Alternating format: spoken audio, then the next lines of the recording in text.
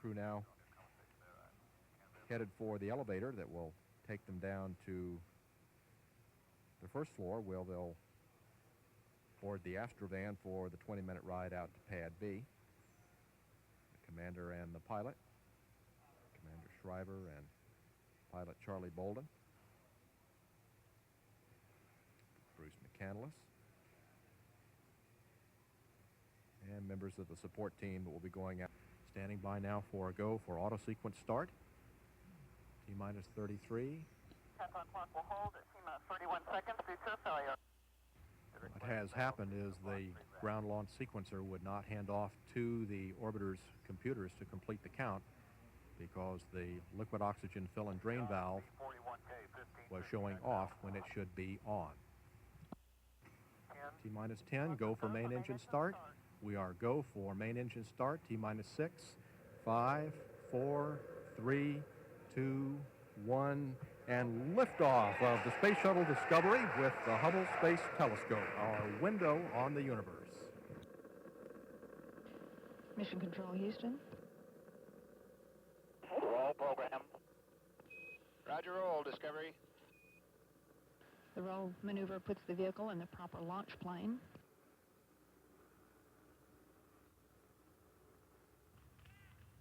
Guidance officer confirms a good roll maneuver. Engines now throttling back.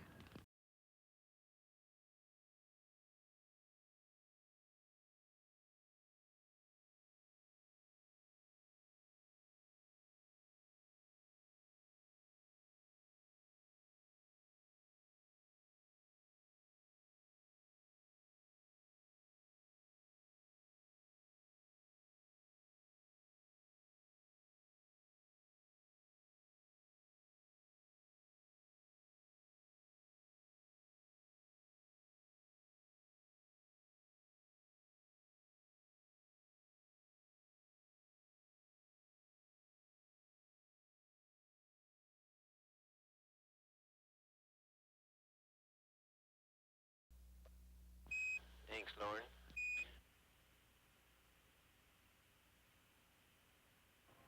When fully deployed, both of the arrays together produce about 6,000 volts, about half of which is required to operate telescope systems, and during the daylight side of the pass, the other half is used to recharge the 6 nickel hydrogen batteries.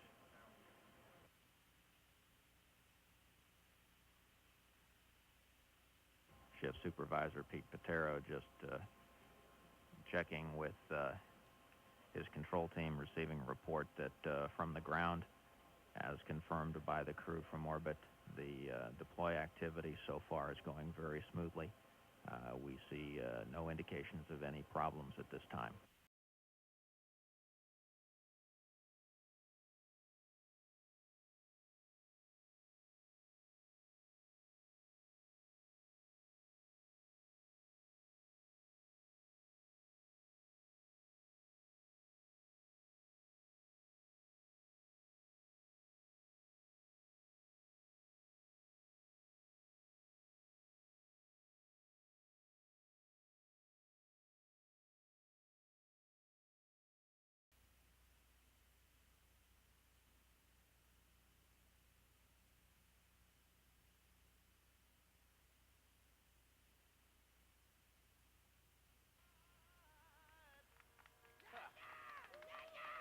You've been so good to me.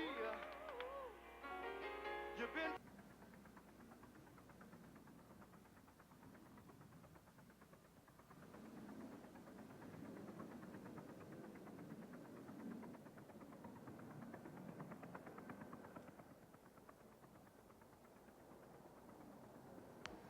Landing gear is down and locked.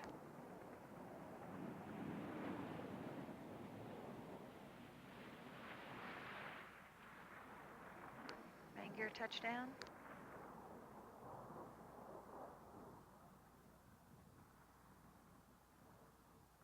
Nose gear touchdown.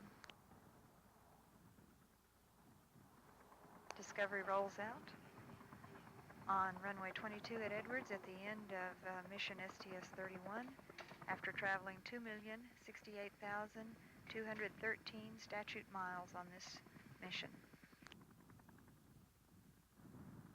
Mechanical Systems Officer reports steady braking. The normal amount of braking is about 8 to 10 feet per second. And this detailed test objective today is designed to be a light braking or low energy braking to try out the new carbon brakes.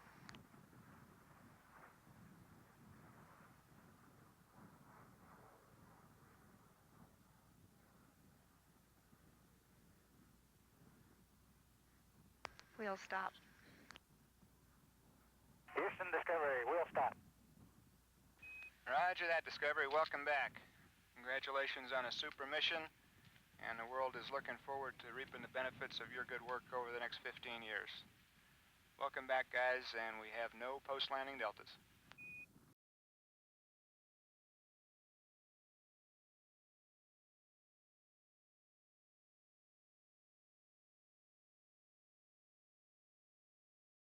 And it's like a welding torch going off when the SRBs light. KT got to look out the overhead windows, and I think that was pretty spectacular too. It looked like daylight behind us on the pad, and I could follow it for maybe 20 seconds before it went into just light, just fire behind us.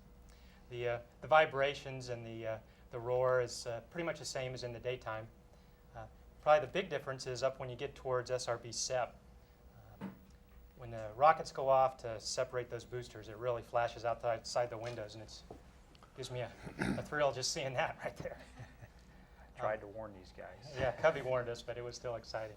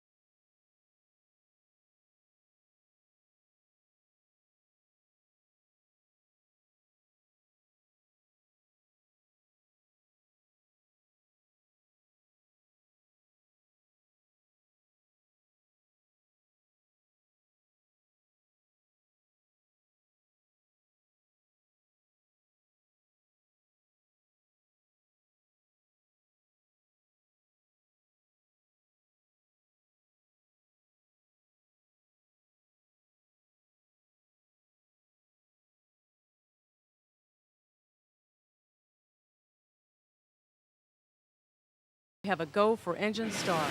5, 4, 3, 2, 1. Ignition and liftoff. Discovery now on its way to service NASA's Hubble Space Telescope.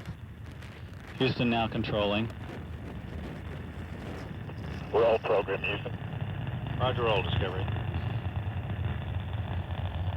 Roll maneuver is complete aboard Discovery. The vehicle is now in a heads-down position on course for a 28.5-degree, 309 nautical mile orbit.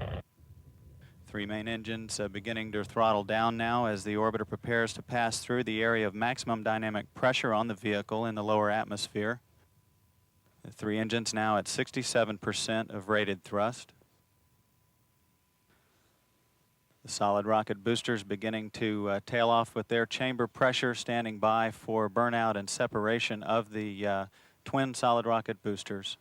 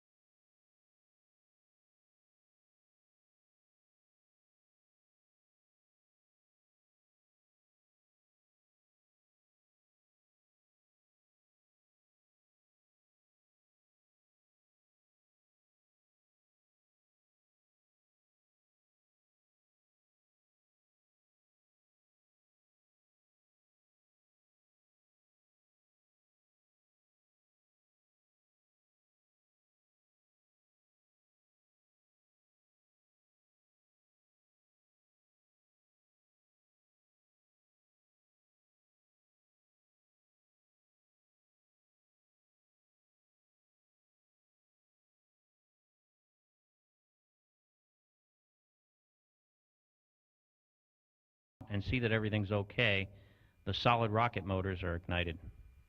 Here's the view inside the cockpit at SRB ignition, and you can see a lot of shaking going on. Looks a little bit slow coming off the pad, but there's nothing slow about it. The things that come to my mind are power and speed. Here's a beautiful view of the orbiter. You can see here it gets pretty hot down at the bottom of the external tank, but the insulation does a really good job. About 2 minutes after liftoff, the solid rocket motors come off. Here's obviously an external view.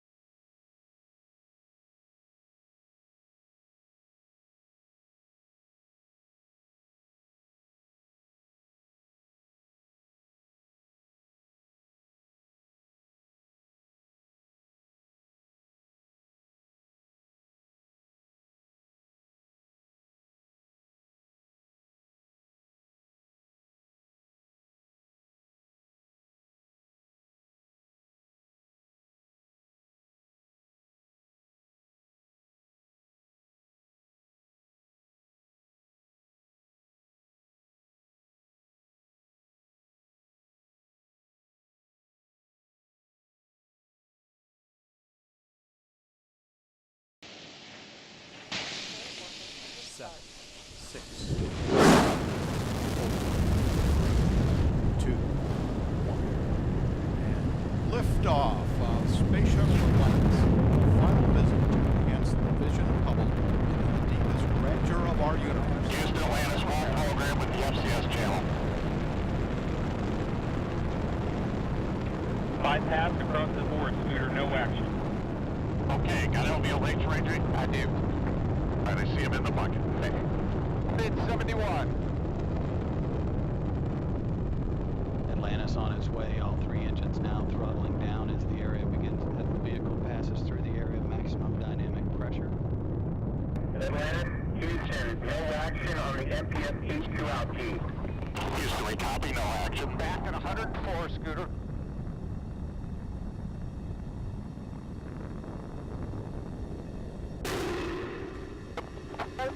103. Auto. Okay, that all looks good.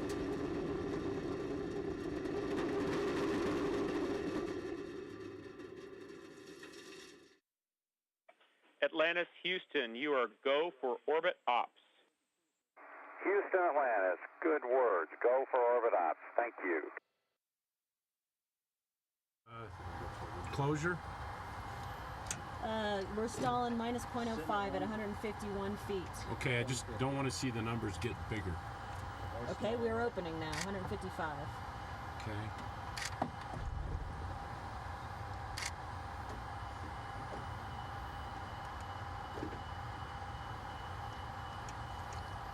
I'm going to try to shoot one off the bottom just to see if it'll Okay, take. AJ, I see you set up with body vector how 5, many pitch angles of off do you think we 270, are? yaw 0, omicron 0. And I agree with that for a plus body yaw. Hey, Houston, Atlantis, we have the telescope in the RMS end effector. Reggie, we copy, and we're pulling down KU right now, and we see that. Thank you. And the grapple fixture now in view. Megan MacArthur now repositioning the shuttle's robotic arm to align with the grapple fixture on the telescope. Space Shuttle Atlantis, all of its thruster jets have been inhibited. It's in free drift.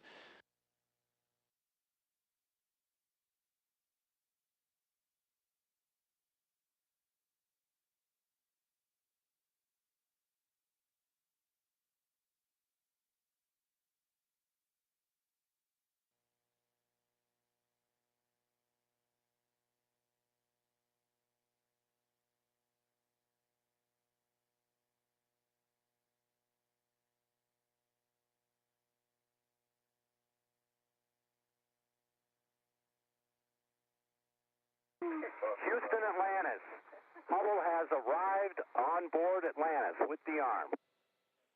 Atlantis, Houston, we copy. Nice job, Megan. Nice job on the proxops flying as well. It's great to be back with the telescope. Okay, thanks, Dan. Everybody's very excited up here, I can tell you. Yeah, I'm just looking out the window here, and it's an unbelievably beautiful sight.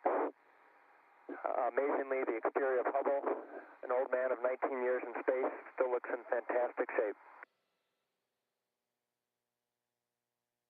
We copy that. Thanks for those words.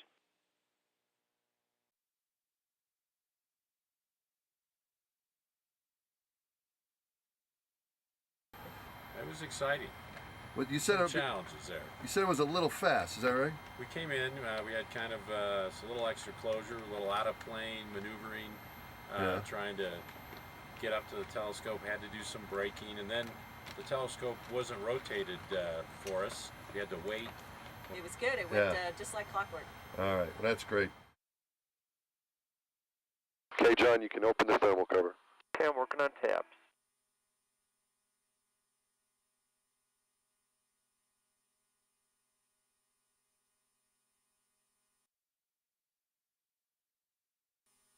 Thermal cover is open, mass. This is great, John. We see you coming out. You can egress. Coming out. Ready, Drew? I'm ready, John. Let's go do this. Oh, this is fantastic. You're going to love it, Drew. Looks nice. Thermal cover is open, mass. This is great, John. We see you coming out. Yeah, you guys look great. Drew, you look awesome. We can see the reflection of the Earth in your visor. It's awesome. Fantastic. Fantastic. I guess before we break the A-latch, which is a game-ending activity, so we ought to try that short adjustable. Okay, here we go. I think I got it. It turned. It definitely turned. Yep, it turned. Houston for EDA. Good news from the stock. Liveness test on wide field 3 is good. Hooray! Awesome. That's awesome news, Dan. Thanks. These guys did a great job, and we appreciate all the great support we got from the ground. In traditional Hubble fashion, Hubble threw us a few curves, and I think it's really a testament to the whole team that we were able to overcome them, and that we have a wide field camera 3 in the telescope, which will help to unlock the secrets of the universe, and a new scientific instrument command and data handling. Mike Massimino's reflection in the aft shroud of the Hubble Space Telescope as he prepares to open the doors, protective doors over the fixed head star trackers and the rate sensor units. And now looking from the opposite helmet cam, this view from Michael Good looking into the telescope at Mike Massimino. Hey Mike, I got it. All yours. Very nice. Good job. Michael Good now seating the new rate sensor unit. Nice job.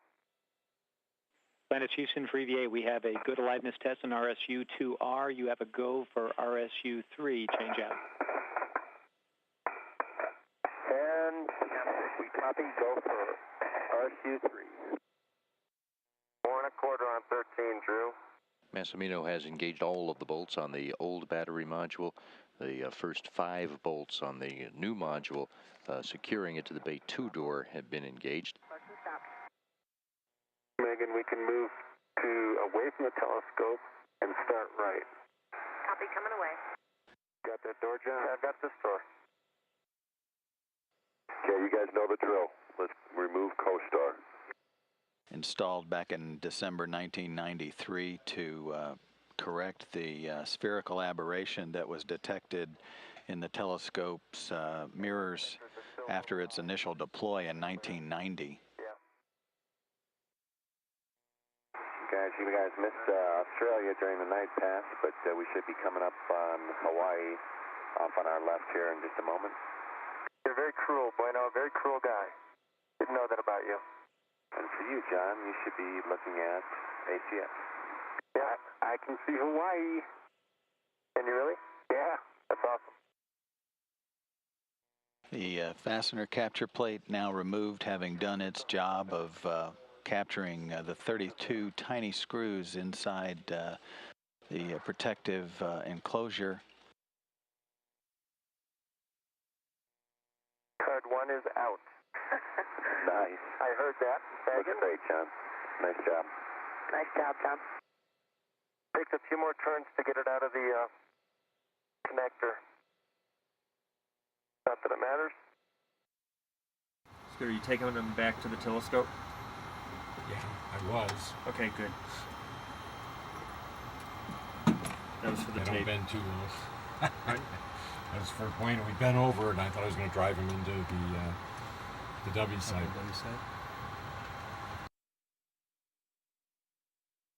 Okay, Drew, I'm having trouble with this one on the lower right. I don't want to strip the thing. That darn handrail. Sunset in 11 minutes. Houston, you ready for this? Yeah, we're ready. Okay, man, you have a go. Here we go. Ready to maneuver, John? Ready to maneuver, Megan? Here we go. Bueno, I'm headed for the bat. Copy. And Houston, are you happy with the wireless views? Planet Houston, we're happy with those views. Thanks. Okay, coming out. Now you're out of the lip of the telescope. Mirror's got about 6 inches to go. You are clear to continue and increase the rate out. Yep, you can increase the rate, Megan. Copy, picking up the rate. What a beautiful view. John, I'm the witness on this. You actually were the last guy to pat it goodbye. What were you thinking when you patted Hubble goodbye? What was going through your mind? Happy voyages. I hope everything that we did worked. It's hard not to think of Hubble as something alive, but you know, I really was thinking of Hubble as a friend. I'm going to select 5 seconds. The mode switch is in auto. 3, 2, 1, release. I'm backing away. I see you got it open. Clear the pin. Clear the pin. Mode switch is in off. Clear the antenna. Okay, I need the mic. Oh, baby, look at that. At Houston, Atlantis with step 1 burn, MET 1857 24 feet. Okay, is that the keel camera on monitor 2 for me? 28. The actual monitor 2? With center of HST, bottom half of keel, scooter, and neutral. 31. There it is, scooter. Okay. 35. Thank you. Opening. Supposed to be at a ref ball of about 65. You said 35 opening? Yep. Do you have a H dot? Yeah, it's about 65 of the ref ball. This is a really tremendous adventure that we've been on, a very challenging mission. Hubble isn't just a satellite. It's about humanity's quest for knowledge. As Arthur C. Clarke says, the only way of finding the limits of the possible is by going beyond them into the impossible. And on this mission, we tried some things that many people said was impossible. Fixing stiff, repairing ACS, achieving all the content that we have in this mission.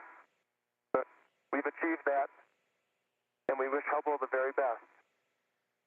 It's really a sign of the great country that we live in that we're able to do things like this on a marvelous spaceship like Space Shuttle Atlantis. And I'm convinced that if we can solve problems like repairing Hubble, getting to space, doing the servicing we do, traveling 17,500 miles an hour around the Earth, that we can achieve other great things like solving our energy problems and our climate problems. All things that are in the middle of NASA's prime and core values. I want to wish Hubble its own set of adventures, and with the new instruments we've installed, that it may unlock further mysteries of the universe.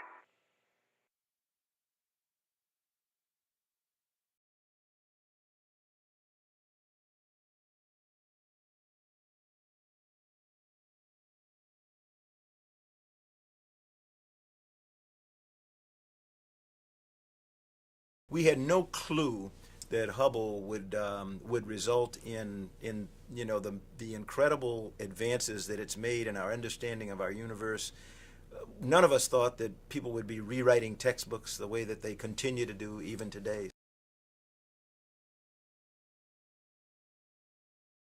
We now understand much more about our universe than we ever would have known had it not been for Hubble. That we have not only young people, students, but now professionals who have grown up with Hubble and who have had Hubble change their lives and change their minds about careers because they saw a Hubble image and decided that, you know, I don't really think I like science, but I think I want to try it.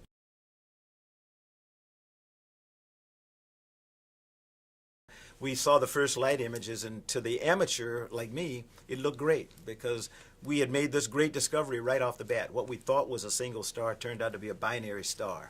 And we were looking at a star that astronomers had been studying for hundreds of years.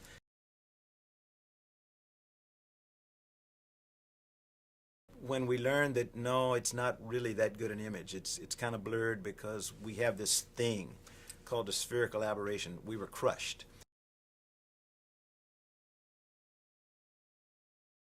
We refused to say no, refused to say we'll give up, refused to say we failed. And with a number of subsequent servicing missions, we turned Hubble from a potential failure to what is today the most incredible instrument that humanity has known to this time.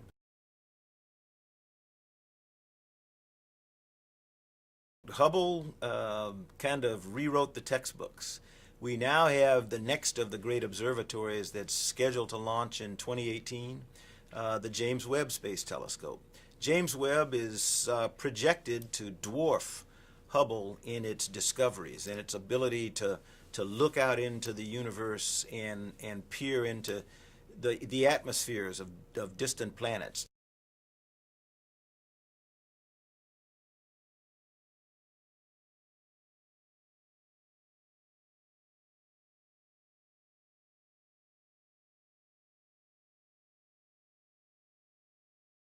America loves discovery. That's in our national DNA. When Lewis and Clark was sent out on their expedition by a president of the United States, it was called Discovery. And that's when we send out our astronauts. That's when we've now sent out a space telescope.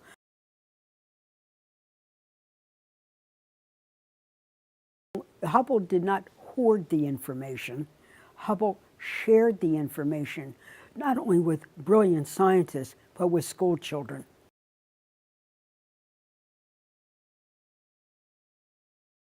I listened and watched school children in our own country and around the world feel that they had developed a personal relationship with Hubble. Hubble had its own website, and it heard from scientists, and it heard from the school kids. And then we heard that the American people supported the Hubble.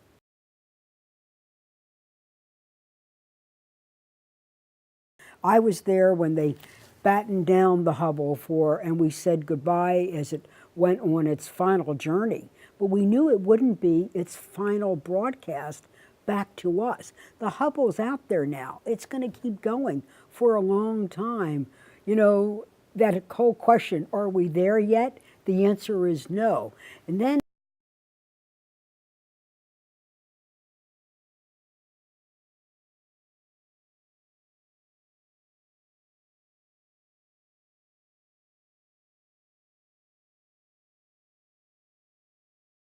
on the famous press conference of June 27th, 1990, where I had the unique honor of explaining to the American people and the press that Hubble wouldn't be doing the science we had promised.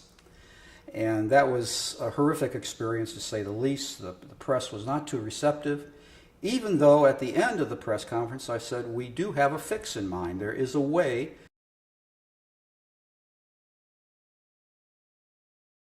Smart people finally figured out that what we had was sincere collaboration. What does that mean to a normal person? Well, the mirror was still a perfect smooth curve, but it had the wrong prescription. It wasn't the right curve. Just like my eye is a perfectly good eye, it's got a smooth curve to it, but it's the wrong prescription. Light doesn't come to a focus at the right spot. So how do we fix it? Well, we fix it with corrective lenses, the opposite prescription.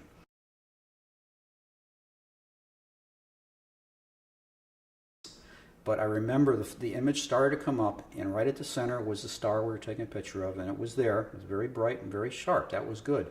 But then as we waited, the picture got deeper and deeper, and all the faint stars started showing up.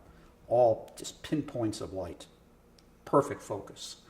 Then there was silence. Then suddenly, cheers, screams, corks from champagne bottles. The moment was even caught on NASA TV, I understand, because it was a historic moment. We have made major breakthroughs in almost every field of astrophysics, from planetary nearby to our own galaxy to the very, very beginning of time. And to think that we mere humans are sitting here and getting close to understanding this incredible universe that's around us. And Hubble has been a key component in that over the last 25 years.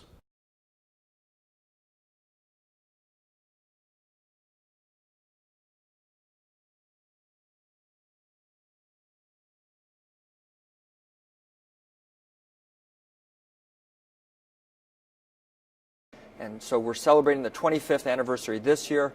We have every expectation, the way things have been going, that Hubble should be able to make it till 2020 and maybe even beyond, doing this great mission of scientific discovery. It's just the breadth of the scientific discoveries it's been able to make. Everything from the age of the universe, proving the existence of black holes, to discovering brand new things, like the universe is accelerating due to mysterious dark energy. And I was holding on to a handrail looking up at the Earth go by behind the Hubble. And it was a truly remarkable moment. But I did realize, how far away we were from the Earth's atmosphere, from our homes, from our companions inside the space shuttle. And I wouldn't say that I felt a sense of loneliness, but a sense of awe, that we're doing these kind of things, that we're able to fix the Hubble, to orbit the Earth, to have a space shuttle.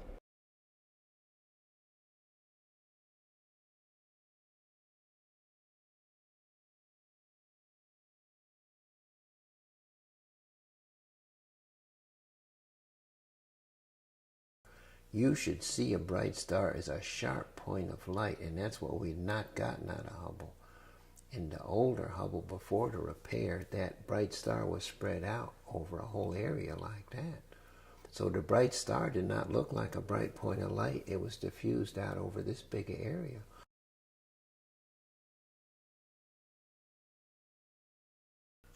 To hear the screams and to see the faces when the first popped on the monitor, and they knew. All I had was that one moment. They knew it was fixed.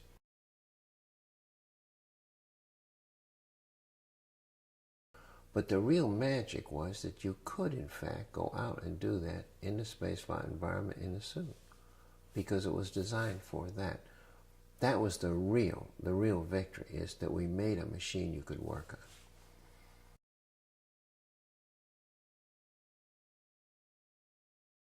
Humanity's always looked out there to the heavens to get the meaning of the hope of the life here.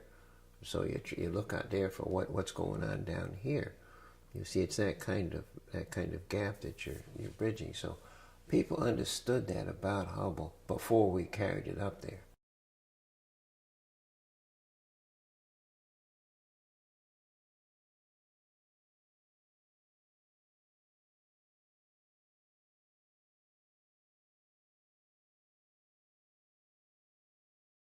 Um, 25 years, yeah, that's quite an achievement. I'm glad it's worked for that long and been providing great science for most of that time, and I'm looking forward to more. I hope it lasts another 25.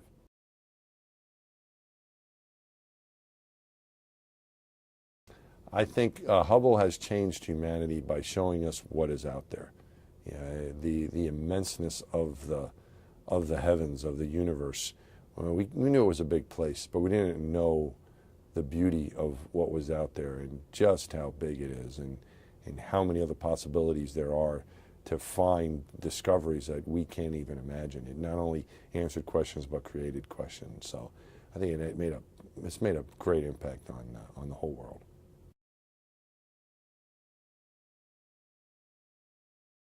And I could make the argument that it's the greatest scientific instrument ever built.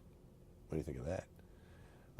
But it was built, and it was built by engineers. And I think it is a great combination of engineering, because it's a magnificent machine, and science that provides this great data, these images, this great look into the universe that astronomers can use to make discoveries. But that's only possible because of this engineering achievement of building it and repairing it in space.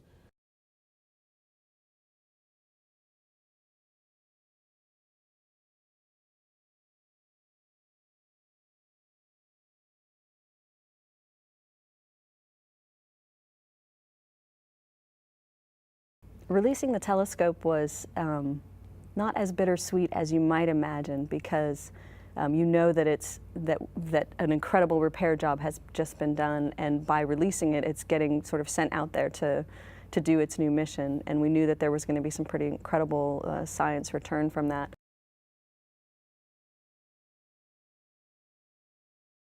Not only does the telescope have better capability than it had before, but better than they expected from the repair work that was planned. And so I think everyone is very excited about the science return that we'll be seeing in the next few years.